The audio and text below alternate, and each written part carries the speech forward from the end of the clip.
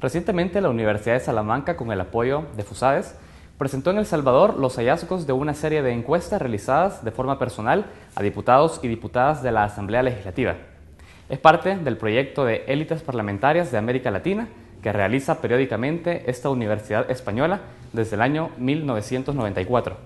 El proyecto pretende aproximarse a la figura del parlamentario y entenderlo como un actor central, cuya influencia puede dejarse ver en los procesos de toma de decisiones, en los rendimientos del sistema y en la calidad de la democracia de un Estado o región.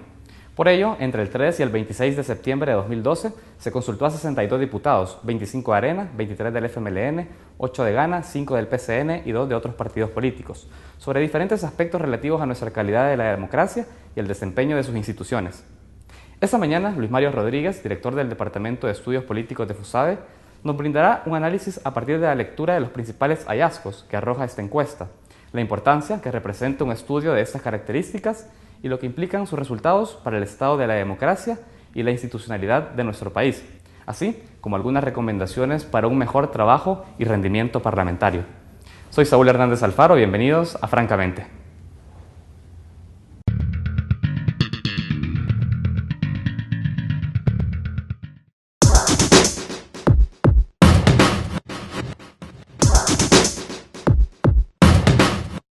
Álvaro Artigas, director de la Maestría de Ciencias Políticas de la UCA, licenciado en Sociología por la Universidad Jesuita, obtuvo un doctorado en Ciencias Políticas con calificación cum laude en la Universidad de Salamanca, en España.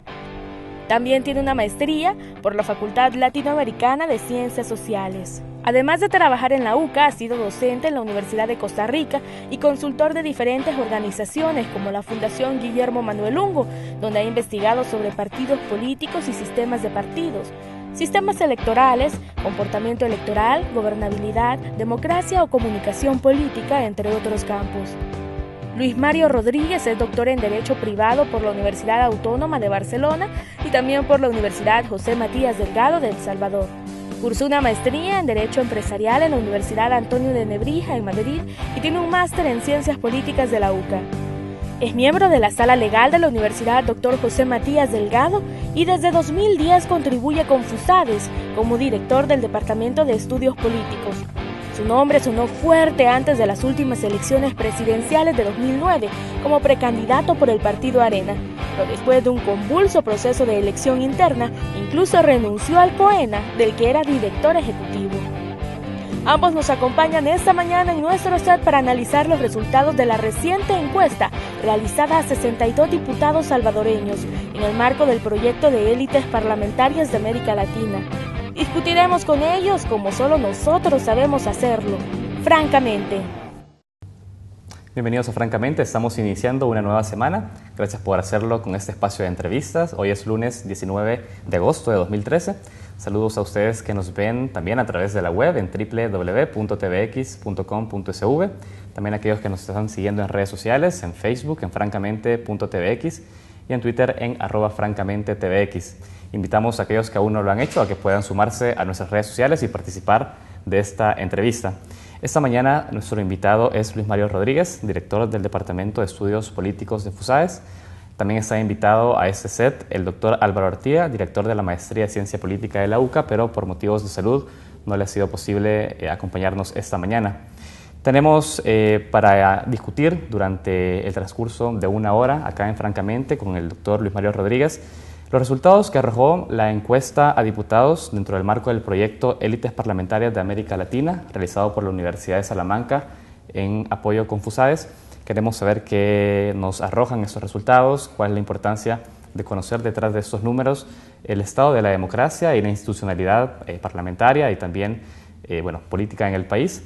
Esta mañana queremos conversarlo con el doctor Luis Mario Rodríguez, por eso lo hemos invitado y quiero darle la bienvenida, doctor, a Francamente. Muchas gracias, Saúl. Muy buenos días. Gracias por la invitación. Quisiera que podamos entrar quizás antes de los números, del dato duro, que nos comentara en qué consiste este proyecto, ¿no? Y cuál es la importancia de conocer los resultados de una encuesta de estas características acá en El Salvador. Este es un proyecto, Saúl, que inicia el Instituto Iberoamericano de la Universidad de Salamanca desde 1994.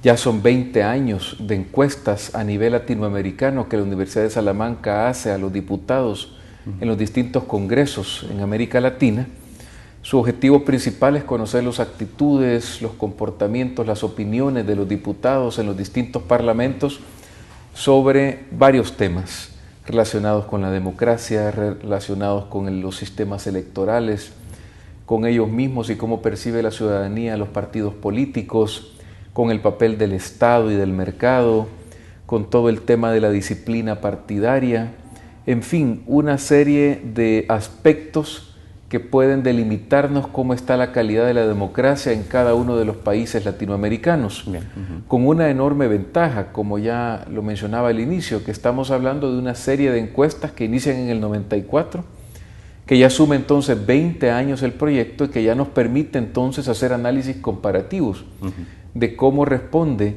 la legislatura actual, que es la que inició en mayo de 2012 y termina en mayo de 2015, respecto de otras 5 legislaturas adicionales que iniciaron allá en el 94.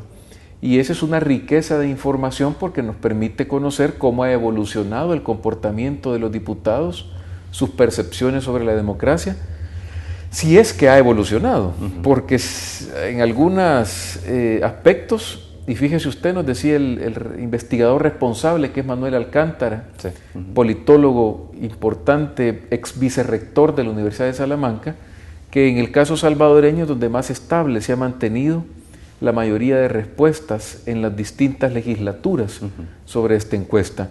Y eso, bueno, en algunos aspectos es relevante, en otros es preocupante porque, bueno, insiste algunas respuestas en, digamos, disminuir la calidad de la democracia respecto a algunos datos que ya los vamos a ver, pero en general el proyecto intenta entonces que la ciudadanía conozca a través de estas encuestas, de estos cuestionarios, datos importantes para evaluar a sus diputados, sobre todo en sistemas como el nuestro, que desde marzo de 2012 adoptó el voto por rostro, donde puede marcar usted directamente al candidato de su preferencia.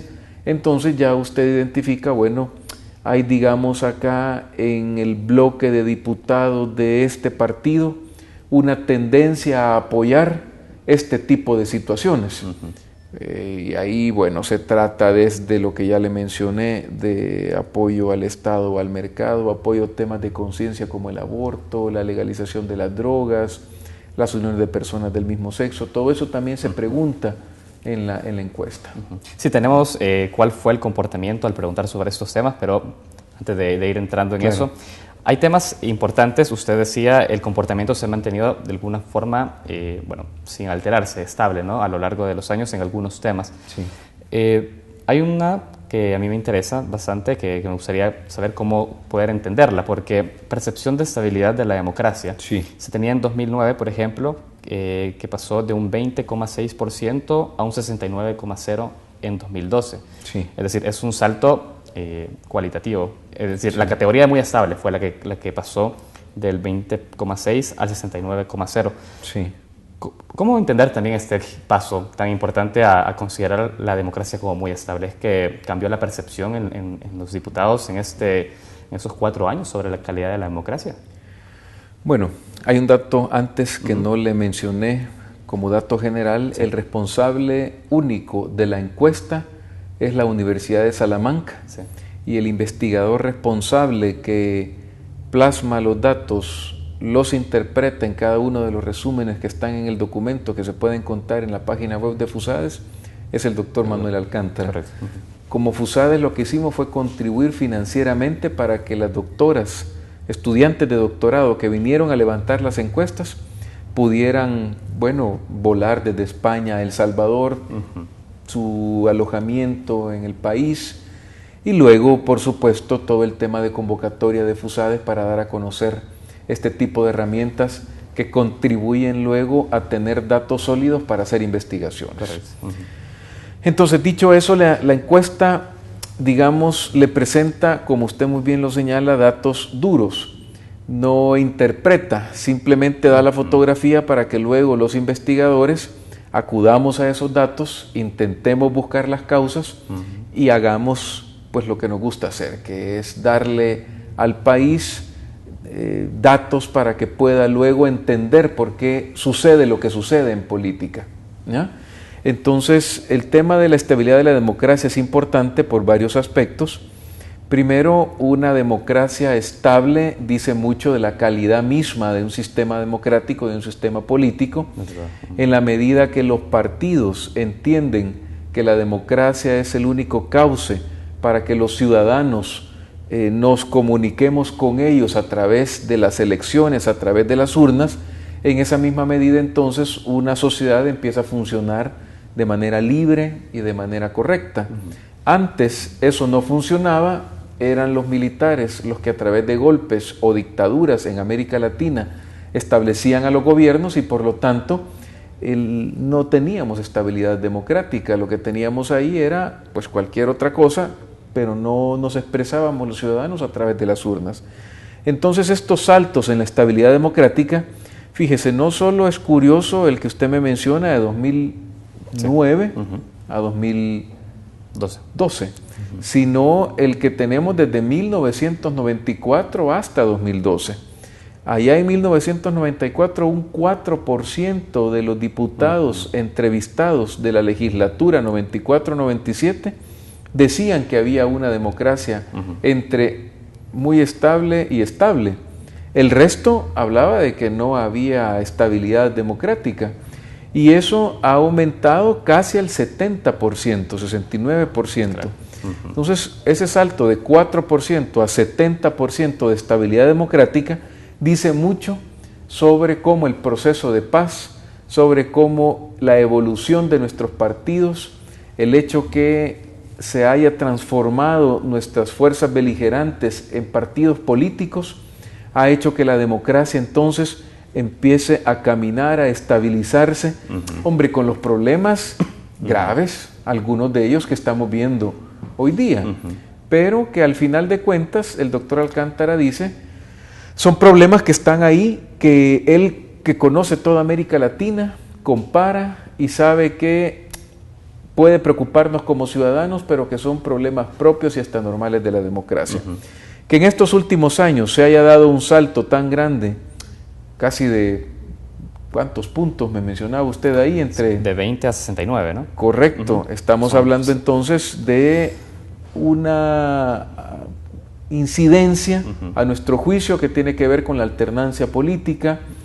Hay entonces una percepción combinada de los diputados. Recordemos que esta es una encuesta que se le hace a los diputados, correcto, no a los ciudadanos, y que por cierto hay un contraste cuando vemos resultados de encuestas de ciudadanos respecto de resultados de encuestas de diputados. Ya lo vamos a ver en el tema de la polarización, por ejemplo. En el caso de los diputados de la oposición política en este último periodo, en esta última legislatura que se está entrevistando de 2012-2015, pues básicamente son los que hablan de mayor inestabilidad democrática, porque claro, están en la oposición política, entonces critican al gobierno y consideran que el gobierno genera inestabilidad democrática por diversas situaciones que la oposición política cree que no se está controlando, mientras que el partido de gobierno le atribuye a la estabilidad democrática un porcentaje más alto. Es decir, respecto al rol que están jugando hoy en día en el escenario político, es que correcto, también se puede entender el comportamiento de la respuesta. Efectivamente, porque estamos entrevistando, o entrevistó Salamanca en este caso, a una legislatura en particular, que es la que se está desarrollando y que termina su periodo el próximo año, y que por lo tanto tiene sus propias percepciones. Los que están en la oposición política van siempre a tener una evaluación menor. Es como cuando se pregunta sobre personajes o instituciones. Claro. El peor evaluado para la oposición política en esta encuesta es el presidente de la República. Entonces es, entre comillas, normal, porque la oposición, pues digamos que es parte de su trabajo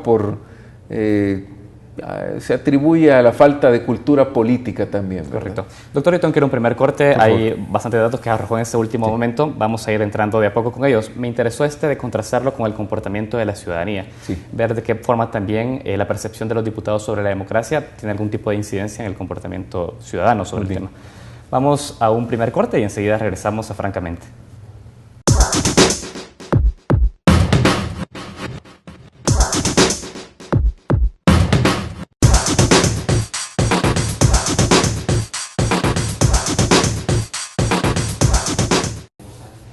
Continuamos en Francamente. Esta mañana conversamos con el doctor Luis Mario Rodríguez. Él es director del Departamento de Estudios Políticos de FUSAES.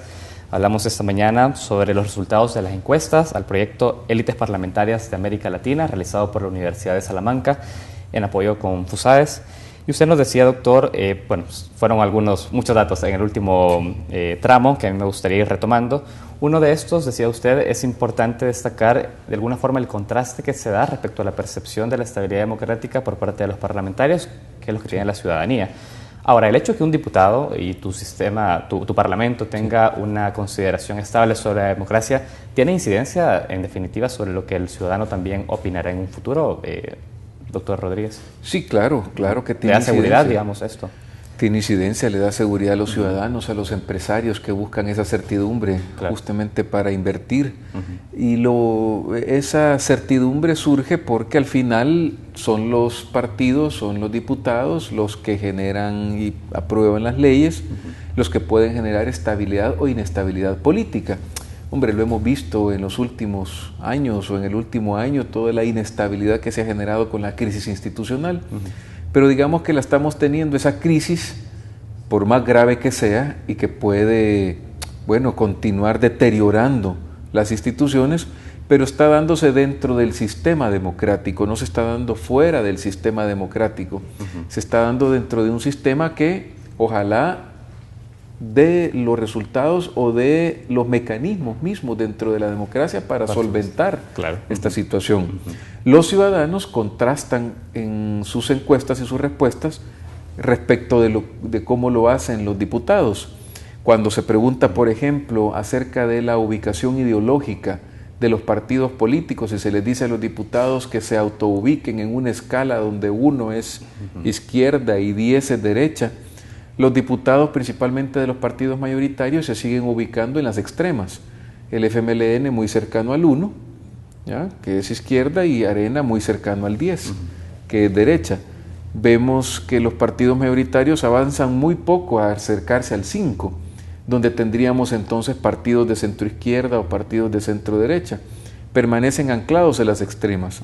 Pero cuando vemos estudios de opinión de los ciudadanos, por ejemplo la Universidad de Vanderbilt, de la POP, que le pregunta a los ciudadanos que se autoubique en ese mismo eje ideológico, donde 1 es izquierda y 10 es derecha, los ciudadanos han venido en las últimas 3, 4 encuestas de Vanderbilt ubicándose muy cercanos al 5, ¿verdad? Entonces, al centro.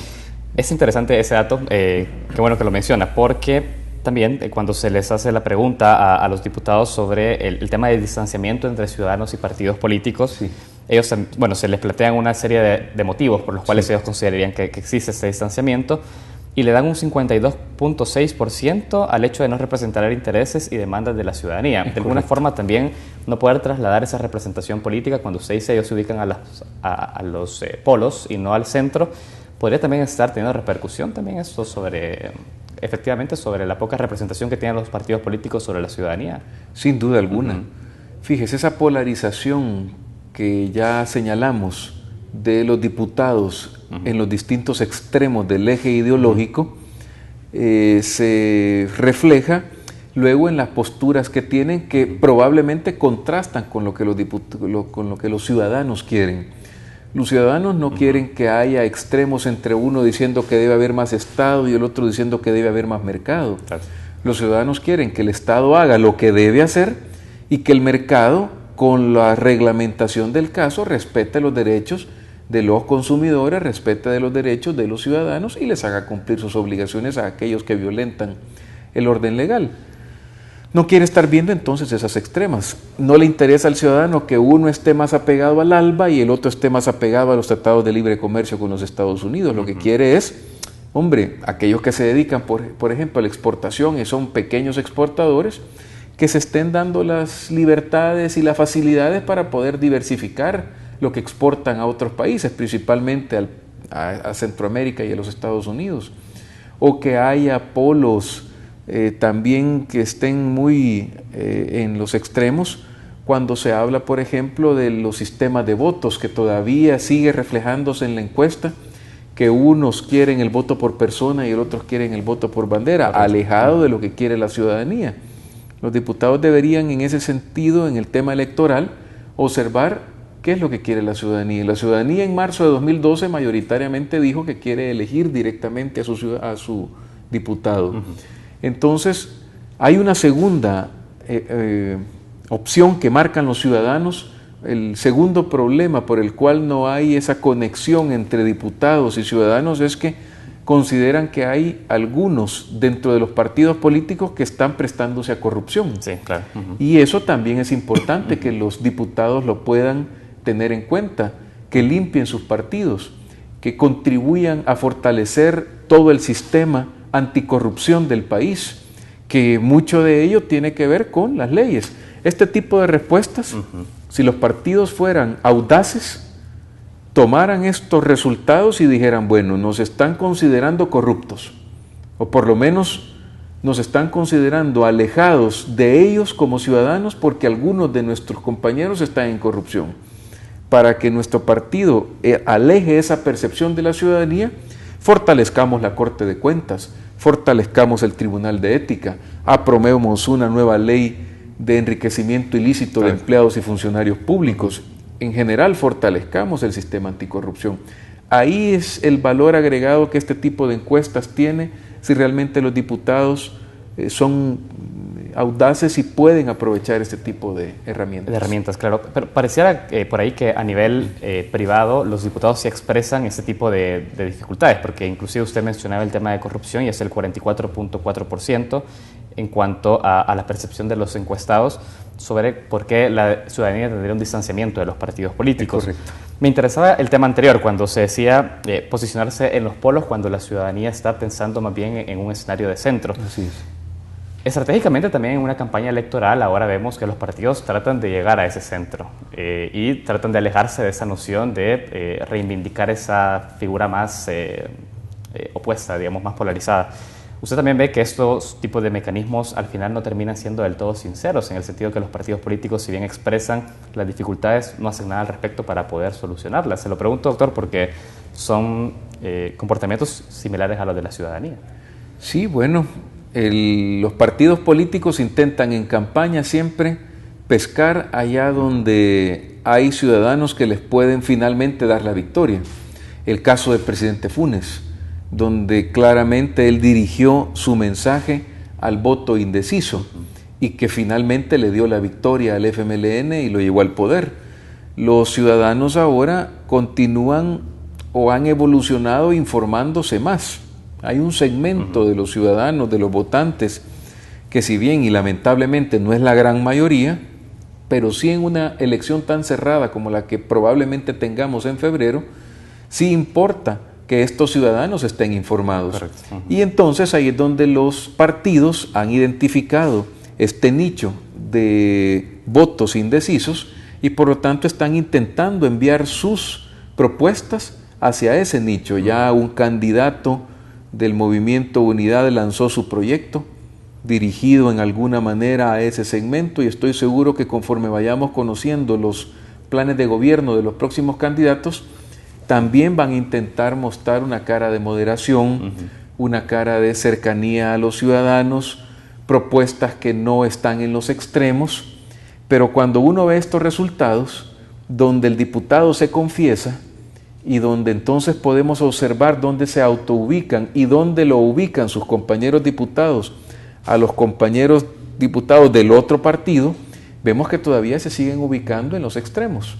Entonces, eso sí es un contraste porque en época electoral dirigen todo y se ponen una, digamos, coraza de como que si fueran partidos de centro, pero las encuestas que estamos viendo nos dicen lo contrario. Entonces ahí el control ciudadano, la exigencia de un voto informado, el ir a votar el día de las elecciones, el no quedarse solo con la elección del presidente, sino seguir continuamente monitoreando y exigiendo por parte de la ciudadanía que esa moderación se traduzca en políticas públicas que le resuelven el problema al ciudadano, es fundamental en una sociedad.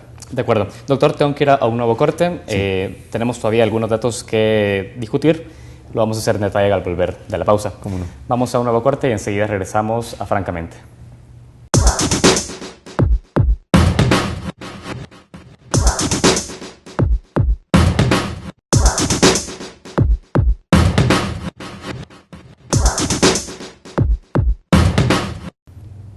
Continuamos en Francamente y les recordamos que esta entrevista está siendo transmitida de forma simultánea a través de la web en www.tvx.com.sv y también se encuentran abiertos nuestros canales en redes sociales, en Facebook en francamente.tvx y en Twitter en @francamentetvx. Doctor Rodríguez, hay un tema que a mí me interesa retomar cuando hablábamos en un inicio sobre la estabilidad de la democracia y es el hecho de que también sigue existiendo mucha simpatía o mucha confianza más bien sobre actores como la Fuerza Armada en los cuales siguen contando con una gran legitimidad por parte de los parlamentarios. Hablamos de un 65%. Usted decía, en el pasado tuvimos un antecedente en América Latina más bien sobre gobiernos de corte militar. Ahora tenemos ya una estabilidad democrática, pero un 65% no habla del hecho de en alguna crisis de carácter institucional poder también abocarse a esta institución como para garantizar, no sé, el orden institucional por parte de los parlamentarios. ¿Cómo ve usted o qué lectura hace de este número? Bueno, la Fuerza Armada, de las instituciones que fueron impactadas por el acuerdo de paz, es la que ejemplarmente a nivel internacional ha sido designada como la más disciplinada, como aquella que cumplió el acuerdo y lo determinado en el pacto de manera básicamente total. Su reducción, su subordinación al poder civil, las nuevas tareas que se le asignaron de ser un soporte para la seguridad pública, pero no tenerla ella como tal, porque esa le pasó a la Policía Nacional Civil. Correcto. A la Fuerza Armada le toca en todo caso la defensa del territorio, y su apoyo a los ciudadanos en caso de catástrofes, que ya lo hemos visto, que tantos y lamentables hechos hemos tenido en el país, terremotos, huracanes, y la Fuerza Armada ha estado ahí a la par de la ciudadanía, ha hecho de nuestros soldados, nuestros militares, pues héroes que los ciudadanos apreciamos mucho y que los partidos políticos también coinciden con ese sentimiento ciudadano de apreciar a la Fuerza Armada en ese sentido. Es decir, no se traduce en una amenaza el hecho que... Efectivamente, porque es interesante la lectura que usted hace y que es muy probable que otros muchos puedan hacer de los partidos estar viendo a la Fuerza Armada como aquel que podría apoyar alguna situación si hubiera inestabilidad democrática.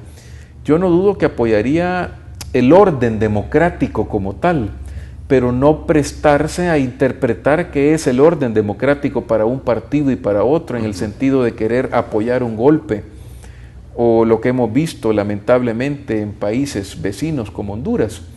Al contrario, la Fuerza Armada mantiene el equilibrio, se siguen formando sus miembros. Está el Colegio de Altos Estudios Estratégicos, donde tengo el honor de colaborar en algunas invitaciones que nos hacen año con año, civiles y principalmente militares que se están ahí formando y pensando estratégicamente cómo contribuir al país. Y es importante cómo en contraste a la Fuerza Armada hay otras preguntas dentro de las instituciones y la valoración de las instituciones que hacen los diputados, que tienen que ver, por ejemplo, con la independencia judicial y con el Poder Judicial. Correcto. Donde se tuvo una discusión cuando presentamos este informe la semana pasada con el doctor Álvaro Artiga y el doctor Alcántara, acerca de cómo contrastan los números cuando se valoran las instituciones. En el caso de la independencia judicial, resulta que la mayoría de partidos que ahora están contribuyendo o han venido contribuyendo dentro del bloque para restarle independencia judicial a la Sala de lo Constitucional, dicen que efectivamente o son los que responden mayoritariamente que hay un grado de independencia judicial alto. Entonces pareciera que ellos identifican que la independencia judicial es alta y por lo tanto hay que restársela y hay que disminuirla, porque probablemente nos está condicionando como partidos políticos. Y otro aspecto importante que se señala en la encuesta es que cuando se dice, bueno, entonces, ¿qué afecta a la independencia judicial? Si hay todavía ahí un porcentaje que dice que la independencia judicial está debilitada. Por cierto, para Arena la independencia judicial es menor que para los partidos del bloque. Para los partidos del bloque hay más independencia judicial. Para la oposición política, el principal partido de oposición, hay menos independencia judicial. Entonces, el doctor Artiga, porque él fue el que hizo ese razonamiento, decía de manera muy audaz, a mi juicio, académicamente hablando, bueno, pareciera entonces que aquellos que le dan más independencia al órgano judicial, quieren mermarla, quieren disminuirla a través de todas estas acciones que estamos viendo. Y lo otro es causas de la merma de la independencia judicial. Principalmente se pone la presión de grupos económicos. Correcto, eso y iba a muy mencionar. poco se señala a los partidos políticos. Correcto, es de los más bajos, por cierto. Sí, se dice ahí, mire, el que menos contribuye a disminuir la independencia judicial son los partidos políticos, cuando estamos viendo que lamentablemente el bloque de partidos es el que más ha contribuido a eso. Ahora, es curioso porque si bien se señala que la principal causa es la presión de grupos económicos, la segunda causa mayoritaria es el procedimiento de nombramiento y destitución de los jueces. Entonces, acá de alguna forma matizado también está el tema de la presión de los partidos políticos, en el sentido que quien hace el procedimiento de nombramiento y destitución son los partidos políticos mismos. Claro, claro. Son los partidos, en el caso de los magistrados de la Corte Suprema de Justicia, claro, correcto, y el Consejo Nacional de la Judicatura en el caso de magistrados de Cámara y jueces de menor rango. Correcto. Pero efectivamente es un dato importante el que usted señala, porque en ambos procesos tenemos problemas. En el caso de los magistrados de la Corte Suprema de Justicia se ha debilitado el mecanismo de elección que surgió en los acuerdos de paz, donde participábamos las asociaciones de abogados, dábamos entonces la mitad de la lista a través de una elección, luego la otra lista, la otra mitad de la lista, la del Consejo Nacional de la Judicatura, y en función de esa lista de 30 eligen los diputados. Pero los diputados están eligiendo, han venido eligiendo en base a cuoteo político. Y eso entonces ha debilitado a la institución. Todo lo que vimos en el 2012, lo que vimos de elecciones anuladas por la Sala de lo Constitucional, nos dicen mucho acerca de los criterios políticos que se están utilizando todavía para elegir a magistrados. Y en el caso del Consejo Nacional de la Judicatura, que también estamos viendo pues que debe haber un cumplimiento de la ley acerca de cómo se eligen a magistrados de Cámara y jueces de rango inferior, intentar que no haya criterios políticos, intentar que los miembros del Consejo Nacional de la Judicatura no respondan a partidos. Pero ahí tiene usted una manera de interpretar los datos, como bien nos decía el doctor Artiga cuando se lanzó esto, porque los datos no están simplemente para verlos en este caso, sino interpretarlos e integrarlos. Correcto, no aislados. Y tratar, correcto, tratar de armonizarlos, tratar de vincularlos, de cruzarlos, para ver ese tipo de contrastes que ya estamos mencionando, vaya en el caso de la independencia judicial, ¿verdad? De acuerdo. Lo cierto, doctor, lo que usted mencionaba tiene digamos, muchísimo acierto en el sentido de decir, bueno, esa encuesta lo que refleja también son orientaciones de cómo poder tener un comportamiento parlamentario mucho más apegado al que la ciudadanía espera, ¿no? Es decir, usted, si se identifica entonces que hay un procedimiento de nombramiento y destitución que no está funcionando, podría comenzar a revisarse ese procedimiento, que la Asamblea Legislativa podría tener. Es correcto. Esa atribución, ¿no? Hay un dato que me interesa también y es sobre el sistema de partidos políticos, porque se habla también que un 54.1% de encuestados solicitaba la disciplina del voto frente a un 31% que señala que un diputado debería votar bajo su criterio. Hablamos también de eso, hay también una percepción de un sistema de partidos políticos fuerte, disciplinado.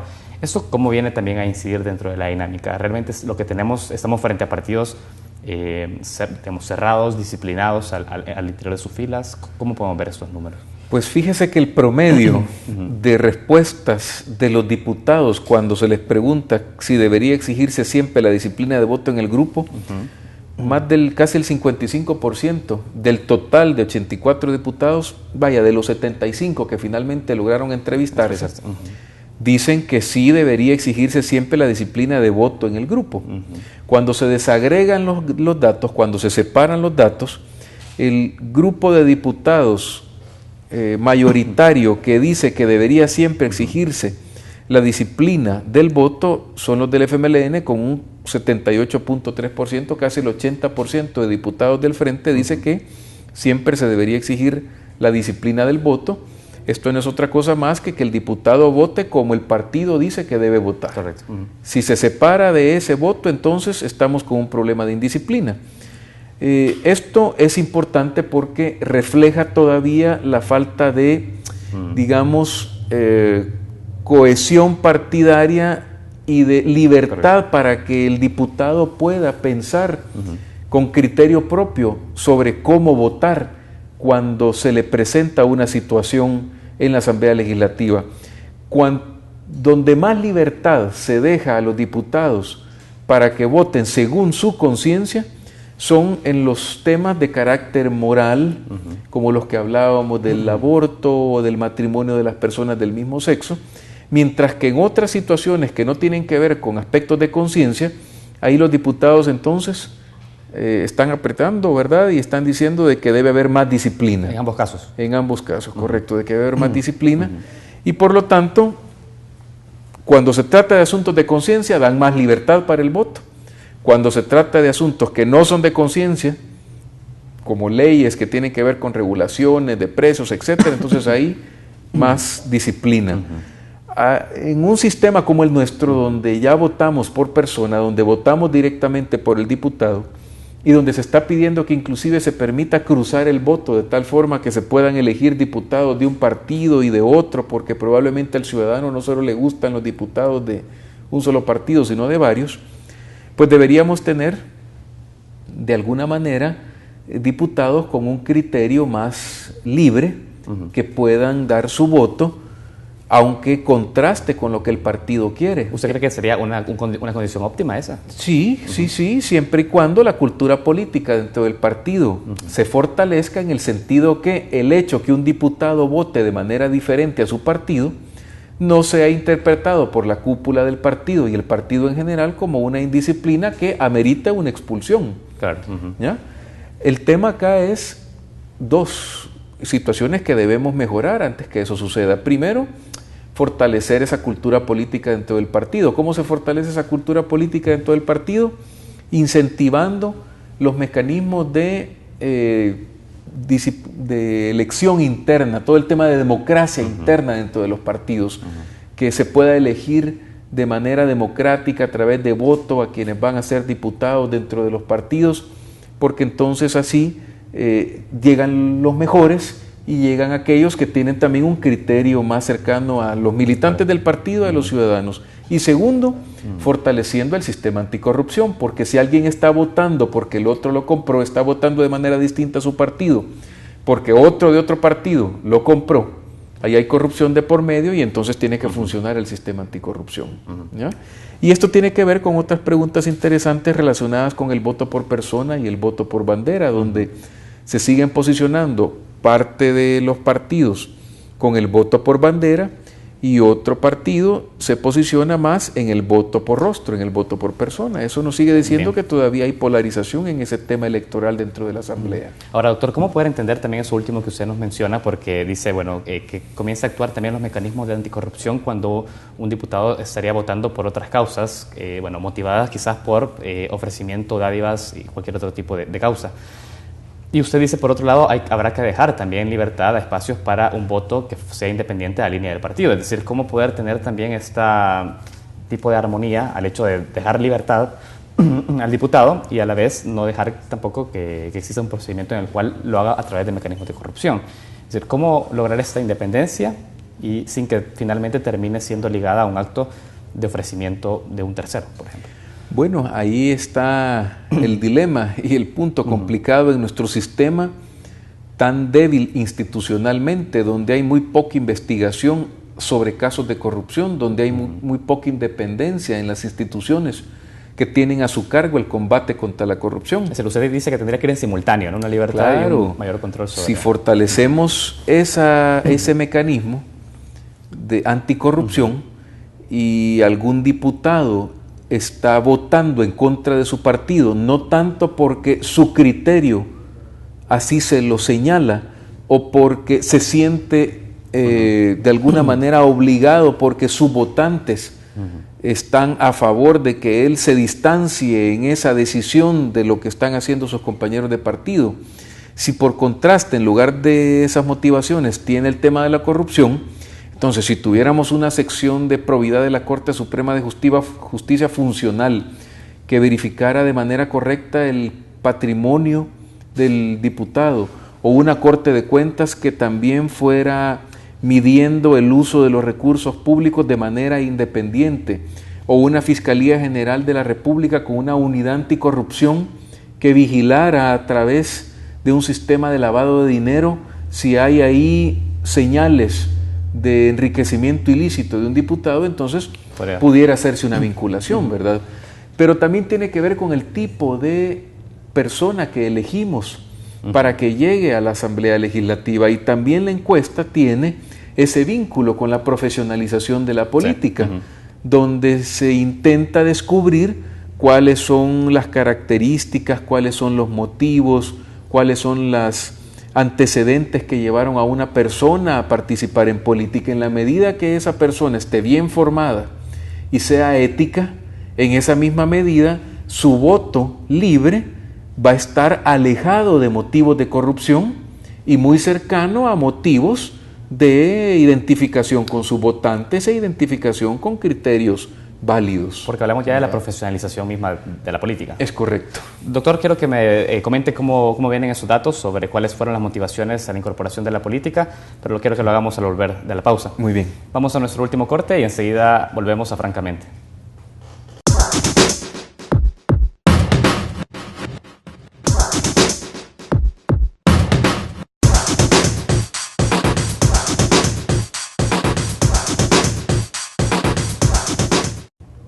Continuamos en Francamente, estamos ya sobre nuestro último bloque de esta entrevista.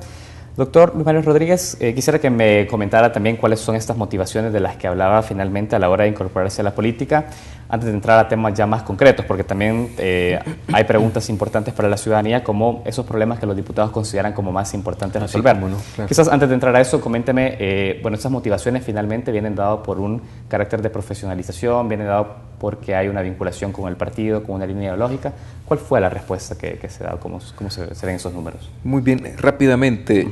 El doctor Manuel Alcántara, que es el que dirige esta investigación, ha incluido ya durante varios años el tema de profesionalización de la política. Y por cierto, esos datos dieron pie para que él luego escribiera un libro de su autoría que se llama El oficio de político, que yo les invito a leer porque es interesantísimo. Se pueden conocer 18 casos de políticos en Latinoamérica sobre los que él intenta probar sus hipótesis de cuáles son las motivaciones que llevan a alguien a involucrarse en política, cómo hace su carrera, cuáles las opciones cuando se retira, etc. Y algunos de los datos que él vincula en este libro y en la encuesta tienen que ver, por ejemplo, cómo inicia una persona en política. Normalmente el vehículo que ha utilizado la mayoría, en el caso de esta legislatura, que es la que se está encuestando en este proyecto de élites parlamentarias, ha iniciado a través de un partido político. Correcto. Estamos hablando de casi el 60% de los diputados han iniciado su carrera en un partido político, el resto lo ha hecho en asociaciones que tienen que ver con la sociedad civil o gremios empresariales o sindicatos. Por cierto, los sindicatos son los que peor evaluados por parte de los políticos en la Asamblea Legislativa, que es un tema que se tiene que evaluar y donde los sindicatos mismos tienen que poner barbas en remojo, hay mucha atomización. Luego otro dato en el tema de la profesionalización tiene que ver con el hecho de si tuvieron familiares que hayan influido en su vida para que ellos se animaran a entrar en política. Los datos, contrastándolos con el resto de países de América Latina, revelan que los diputados salvadoreños, en el caso de esta legislatura, son los que menos familiares en política han tenido y que por lo tanto, digamos que por ahí hay una causa, pero que es una causa muy pequeña, por lo menos en esta legislatura, para haberlos influido para entrar en política. Pero los que tuvieron familiares, también se señala cuánto hablaban de política en casa y cuánto estaban de acuerdo o no en los temas políticos que se hablaban en casa. Eso es importante porque dice mucho acerca de la cultura de debate que pueda tener un político en el Congreso, si acepta o no lo que el otro esté señalando y si hay diferencias, y eso también tiene que ver mucho con el tema de profesionalización. Excelente. Hay datos importantes que tienen que ver con su formación académica. La mayoría de diputados tienen como profesión al derecho, a la economía o al tema de empresariales, tema de administración de empresas, etcétera, pero muy poco o casi nulo formación en lo que están haciendo, que es gobernar, que es política, y por lo tanto hace falta mucha formación en las áreas de ciencia política, de administración pública, de gobierno, de democracia. Y ahí es donde el doctor Alcántara señalaba que había una deficiente formación de los diputados, pero no porque no tengan una carrera universitaria, sino porque no tienen una carrera vinculada al trabajo que están haciendo. De acuerdo. Y se ha quedado ya entonces claro la importancia de que comience a profesionalizarse. Usted dice también un mecanismo de anticorrupción y mejor ejercicio. Y no solo profesionalizar al que es electo a través del voto, sino que también al que es nombrado por el partido como asesor o al que es nombrado por el presidente de la República como ministro. Un proceso integral, ¿no? De formación. Claro, un proceso integral. De acuerdo. Doctor, hay otros temas importantes que esos sí están vinculados directamente con el sentir de la ciudadanía en el día a día. Los diputados expresan que la inseguridad sigue siendo el principal problema del país, con un 38%, hablan de la situación económica con un 31% y el desempleo con el 15%. Acá me llama la atención porque al ver los datos desagregados, y me dice usted si esto responde también al calor de la coyuntura electoral, en tema de inseguridad, para Arena es el 50% la principal causa del problema en el país, mientras que para el FMLN sigue siendo el 17%. O sea, es un contraste bastante importante. Y a la inversa, para Arena la economía solo representa el 20% del problema y para el FMLN el 47%. Claro. Hablamos de una distancia bastante importante en tanto en tema de inseguridad como de economía. ¿Cómo ve usted estos datos? ¿Cómo podríamos entenderlos también para la gente? Bueno, es probable que estén vinculados con el hecho que actualmente el FMLN es partido de gobierno y por lo tanto debe intentar señalar que el tema de la seguridad se ha ido controlando paulatinamente y que por lo tanto no debería ser ya un problema, digamos, tan grave para los ciudadanos porque electoralmente le puede afectar al partido que está administrando el poder. Por supuesto que la oposición política señalará lo que mayoritariamente los ciudadanos están diciendo en las encuestas que les está apretando el zapato y que esto es el tema de la inseguridad pública por la preocupación de todas las madres cuando sus hijas van a las escuelas o a sus trabajos, sus hijas o sus hijos. Entonces puede haber ahí una interpretación en clave electoral en el tema de la interpretación de las preguntas, ¿verdad? Me refiero a esto que le acabo de señalar, uno diciendo de que ha disminuido la inseguridad y poniendo el problema o el énfasis en lo económico para que no le afecte electoralmente, y el otro tratando de afectar electoralmente a su contrincante, diciendo que la inseguridad es el problema más importante. Cuando usted cruza este tipo de encuestas a diputados con otras que hacen medios de comunicación o periódicos o universidades, a los ciudadanos, sí ve que la inseguridad pública ha pasado a ser nuevamente el problema más importante o señalado por la mayoría de los ciudadanos. Antes que la economía. Antes que la economía, correcto. Ahí van siempre jugando esos dos y punteando, ¿verdad? Pero la inseguridad pública ha pasado nuevamente a ser el que está en primer lugar. Aquí entonces se presenta el problema de la polarización que tenemos en la Asamblea Legislativa, la más polarizada de América Latina según esta encuesta y según nos decía el doctor Alcántara, que evita entonces que los diputados hagan ejercicios para desmontar esa polarización. Ojalá hicieran un ejercicio donde sin agenda se sentaran, discutieran, debatieran sobre problemas importantes como la inseguridad y la falta de empleo, y en función de eso identificaran mínimos para ponerse de acuerdo. Ahora, es importante eso que menciona porque hablamos de porcentajes que están un poco dispares y en ese sentido es importante también un consenso sobre los dos puntos. Es decir, si no existe un consenso en prioridades ni en seguridad pública ni en economía, me parece que... Claro, porque unos van a querer legislar para una situación y los otros para otra. Le van a restar prioridad a los problemas verdaderos de los ciudadanos. Correcto. Ahora, eso de fondo no tiene como una visión de estructura del país, el hecho de que el FMLN cuestione una estructura económica montada y Arena discuta hoy en día un problema de inseguridad que por ahí puede ser más sensible para la población. ¿No también acá está en juego una visión de país de lo que se pretende, digamos, desmontar o transformar? Por un lado el FMLN desde el lado económico y por otro Arena desde el lado de la seguridad pública. Bueno, ese dato es importante porque tiene que ver con un capítulo de la encuesta donde se habla del papel del Estado y el papel del mercado. Correcto. Poniendo un ratito a un lado la seguridad. Ahí la gente de Arena tiende mayoritariamente a decir que es el mercado el que debería de alguna manera impactar más a la economía, y el Frente señala que es el Estado el que debería intervenir mayoritariamente o de manera más estratégica en la economía. Correcto. Esto es importante porque nos dice todavía cómo no estamos de acuerdo en mínimos.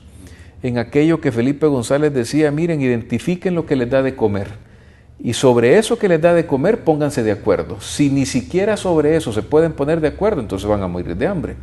Y si no nos podemos poner de acuerdo, ¿cuáles son las funciones estrictamente indispensables que el Estado debe dar? Por cierto, la encuesta refleja que mayoritariamente el Estado debe intervenir en educación, en salud, en todos aquellos programas que tienen que ver con la reducción de la pobreza. Y luego empiezan ya los contrastes, ¿no? Donde debe intervenir el mercado.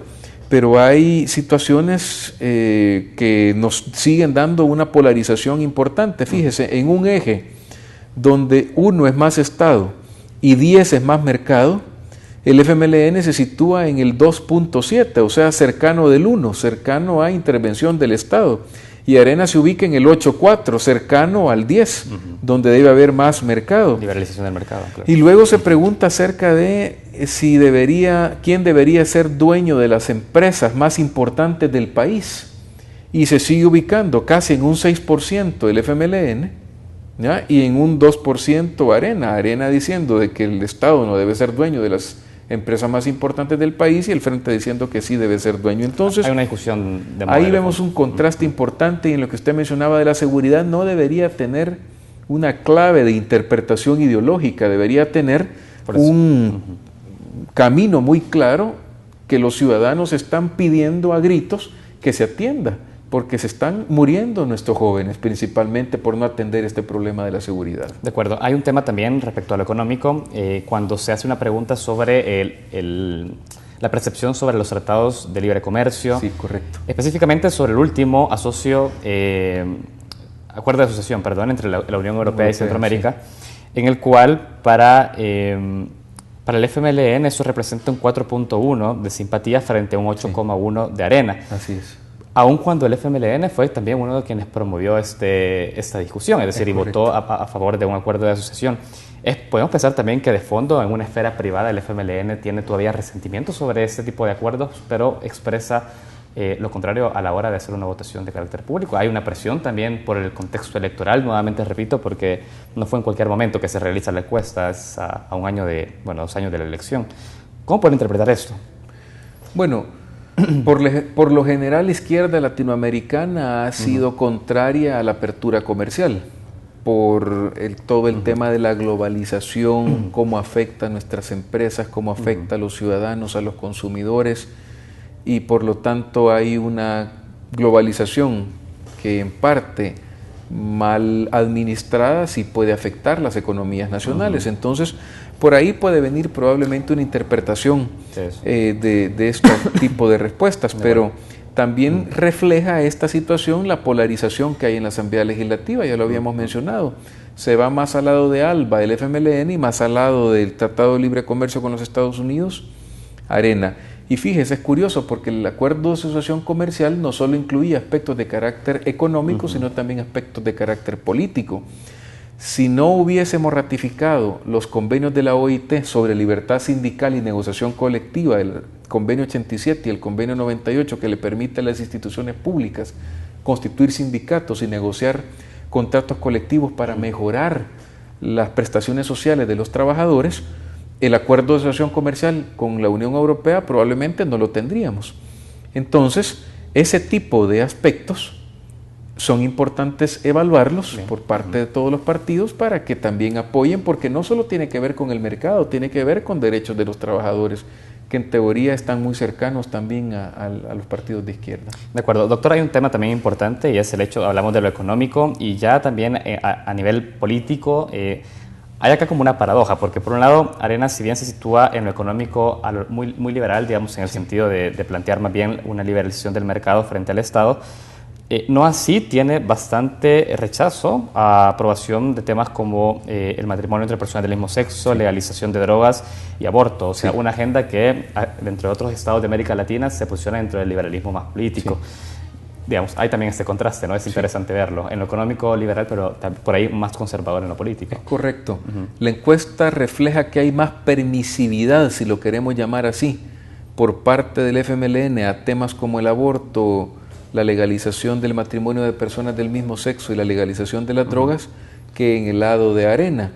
La media del FMLN anda arriba del 5%, o del 5% como nota, mejor dicho, y el caso de Arena se queda entre 1, 5 y 2 en esos temas.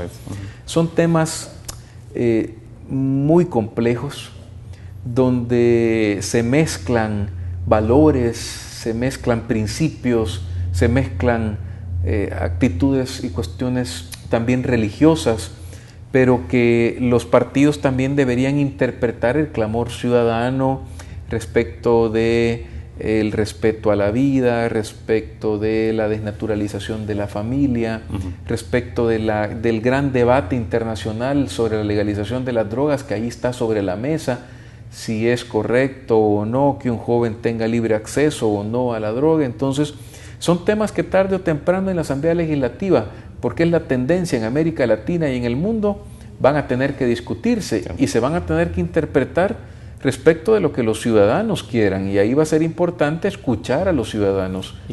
Y que desde luego son posiciones encontradas en la sociedad, es decir, no hay una posición, no cabe duda, muy mayoritaria sobre eso. Es correcto.